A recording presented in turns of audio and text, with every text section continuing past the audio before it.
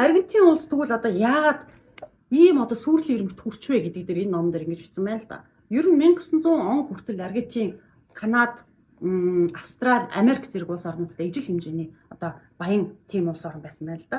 Тэгээд унах болсон шалтгаан нь юу юм бэ гэхээр тухайн улс одоо төрийг хит данхайлгаж мөн халамжийг хавтгааруулсны дараа тухайн улс бол дандаа уналтанд орж исэн байна. Жишээлх нь бол Аргентины хувь заяа 30 жил тодорхойлсон Хуан Перон гэдэг нөхөр бий. Аргентины хүн амын иргэдийн хамгийн хайртай ерөнхийлөгч байсан. Яагаад гэвэл одоо мөнгө төгрөг цацдаг, халамж цацдаг, тараадаг ийм хүн байсан. Энэ номод бичснээр бол улсынхаа ирээдүйг тэр 30 жилд одоо төрүүлж эдсэн гэж ингэж бичсэн байна л да. Тэгээд яасан гэхээр үйлдвэрчний эвлэлтэйгээ ингээд нөгөө хуйлдаа.